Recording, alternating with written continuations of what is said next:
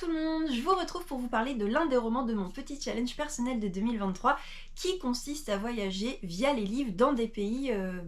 dont je n'ai jamais lu aucun auteur. Si la vidéo vous intéresse, je vous la laisserai en barre d'infos. Et du coup, après avoir découvert l'Ukraine avec le pingouin d'Andrei Kourkov que je vous ai chroniqué sur le blog, pareil, je vous mets le lien en barre d'infos si ça vous intéresse, eh bien je me suis lancée dans cette petite pavasse qui n'est ni plus ni moins que mon premier roman chinois et je me suis dit qu'il fallait bien une vidéo pour venir vous en parler. Voilà, donc il s'agit du Clou de Zhang Yueran, publié chez Zulma. Et je viens donc vous parler un petit peu de ce que j'en ai pensé, de comment s'est passée cette lecture, est-ce que j'ai vraiment voyagé, est-ce que je vous le recommande, tout ça, c'est parti. Quand je me suis rendu compte que j'avais encore jamais lu d'auteur chinois, clairement, ce roman, il est apparu comme une évidence parce que je l'avais beaucoup vendu quand j'étais en librairie et même si sa taille me faisait assez peur, le résumé m'attirait beaucoup puisque de ce que j'en comprenais, j'allais suivre deux trentenaires qui se retrouvaient après s'être perdus de vue pendant plus de 15 ans et via leur histoire et des flashbacks, on allait découvrir non seulement la Chine d'aujourd'hui mais aussi la Chine de l'époque de la Révolution culturelle via leurs deux grands-pères. Et c'est vrai que sur ce point donc du voyage historique et culturel qui à mes yeux était quand même le plus important, ce que j'attendais le plus de ce roman, je vais pas vous cacher que c'est une grosse déception puisque en fait ces éléments-là, alors qu'ils nous sont vendus sur le résumé, ne sont pas dans le roman, puisque l'histoire elle va s'ouvrir par les retrouvailles de Li Jiaqi et de Chen Gong, et ensuite on va repartir directement dans leur enfance et remonter jusqu'à aujourd'hui pour découvrir comment a été leur vie et l'histoire elle va quand même s'articuler autour de leurs deux grands-pères puisque l'un des deux est plongé dans le coma puisque au moment de la révolution culturelle il a été tabassé et quelqu'un lui a planté un clou dans la tête, d'où le titre de ce livre et donc l'intrigue elle va quand même s'articuler autour de ça, de ce qui s'est passé et de comment cet événement a impacté les familles. Mais finalement,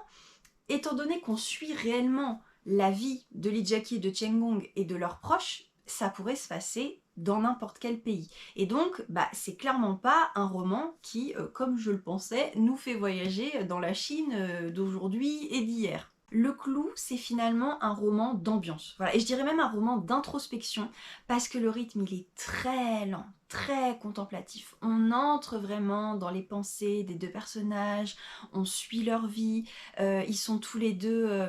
amochés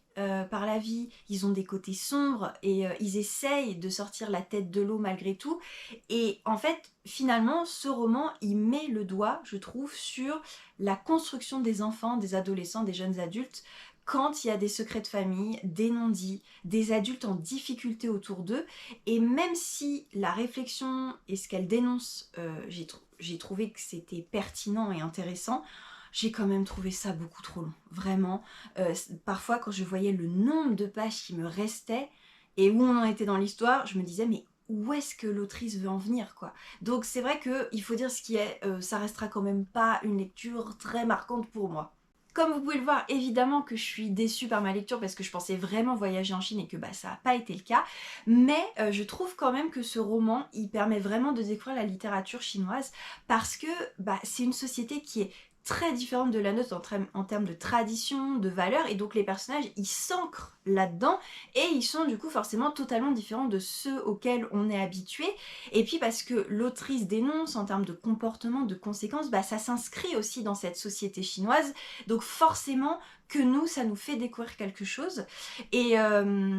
comme je vous l'ai dit, il y a aussi des choses qui nous dérangent en tant qu'Européens parce que une nouvelle fois on n'est pas habitué. Je trouve toujours ça très intéressant d'être un petit peu bousculé dans ces lectures.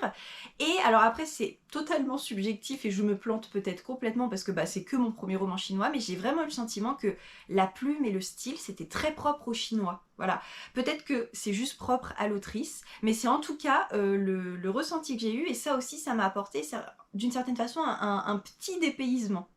Mon conseil du coup, si vous souhaitez vous lancer dans la littérature chinoise, ça serait peut-être de commencer par l'autre roman de l'autrice qui est également paru en français chez Zulma. Ça s'appelle L'Hôtel du Cygne parce que en fait il fait que 130 pages. Apparemment il dresse un portrait de la Chine d'aujourd'hui, donc certes je ne l'ai pas lu, je vous conseille comme ça à l'aveugle, mais je me dis que vous aurez la même plume, le même style, vous aurez des éléments de la Chine. et de façon bien plus efficace que cette grosse pavasse. Donc finalement, pourquoi pas, d'autant plus que l'autrice y a marqué qu'elle est considérée comme l'une des voix les plus prometteuses et singulières de la littérature chinoise d'aujourd'hui, donc ça reste quand même une autrice à découvrir si on souhaite un petit peu voyager en littérature. Voilà pour cette découverte littéraire qui, bon, malheureusement n'a pas été totalement concluante, mais je reste quand même contente de l'avoir lue. Et d'ailleurs, si vous connaissez d'autres romans chinois, n'hésitez pas à me les conseiller.